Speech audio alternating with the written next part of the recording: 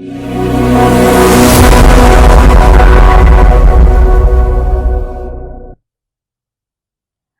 वालेकुम dear students, कैसे हैं आप सब? My name is Anam Rabbani and I am your teacher of social studies for class 5।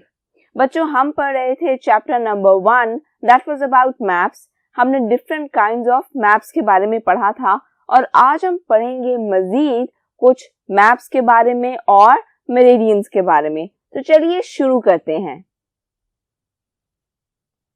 So today we are going to study about meridians. Great circles passing through the poles and are of equal length. So what are meridians? They are great circles. बड़े बड़े circles होते हैं that are passing through the poles, जो कि अर्थ के different poles के through pass करते हैं, north, south, east and west, and are of equal length. और इसके अलावा उनकी क्या characteristic होती है? They are of equal length. So we have got 3 points. They are great circles passing through the poles and are of equal length. One of these lines has to be 0 degree. अब ये जो great circles passing through the poles हैं, इनमें से एक circle को 0 degree का होना जरूरी है.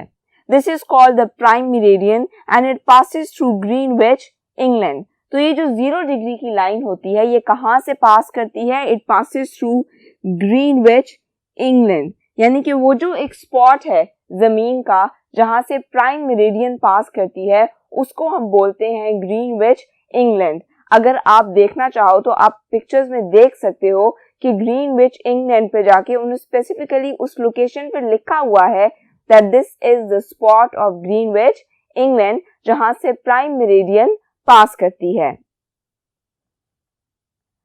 Lines drawn to the west of prime meridian are marked with W and those to the east are marked with E. अब जो lines to the west of prime meridian drawn है, उनको हम mark करते हैं with a capital W that shows west, and those to the east are marked with E. और जो कि उसकी ईस्टर्न डायरेक्शन में है, उनको हम मार्क करते हैं with a capital E that shows eastern.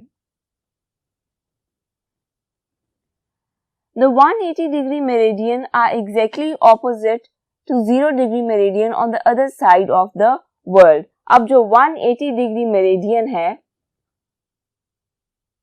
जो great circle है, that is a 180 degree, that is exactly opposite to the 0 degree meridian on the other side of the world. It is exactly opposite to the 0 degree meridian जो कि जमीन की दूसरी side पे है. बच्चों, आपने ये चीजें याद रखनी है कि प्राइम मेरिडियन, इक्वेटर, एक्सिस, ये सब चीजें इमेजिनरी हैं. ये एक्चुअली हमारी जमीन पर लाइंस ड्रॉन नहीं है. लॉन्गिट्यूड, लैटिट्यूड, ये सब कुछ हमने सिर्फ अपनी अंडरस्टैंडिंग के लिए बनाया हुआ है ताकि हम बेहतर तरीके से समझ सकें कि हमारी जमीन किस तरह की है, इसकी क्या क्या डायरेक्शंस हैं.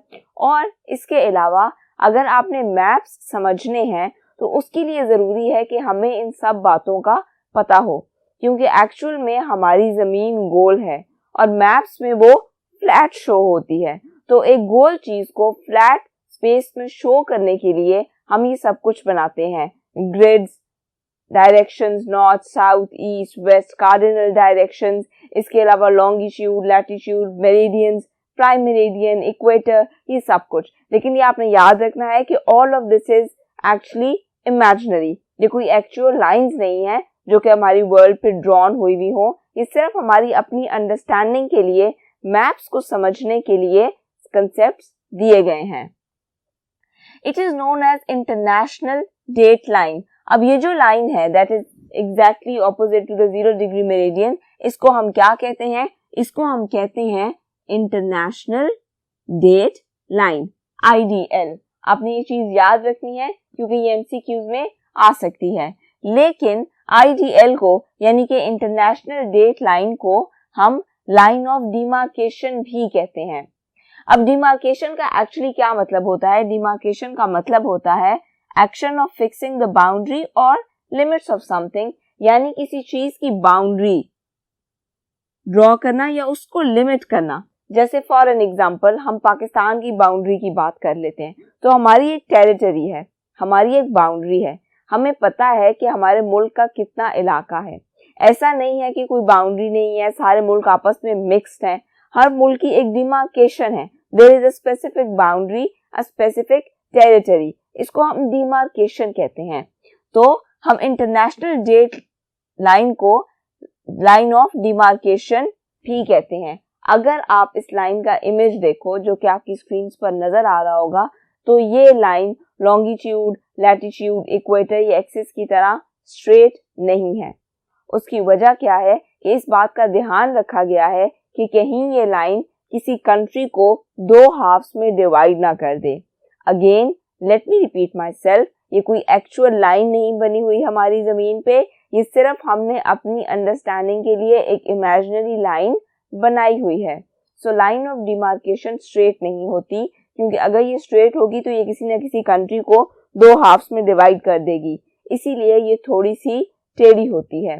आप उसका इमेज अपनी स्क्रीन पर देख चुके हो, इसलिए आपको बेहतर समझ लग जाएगी। तो आज के लेक्चर में इतना ही।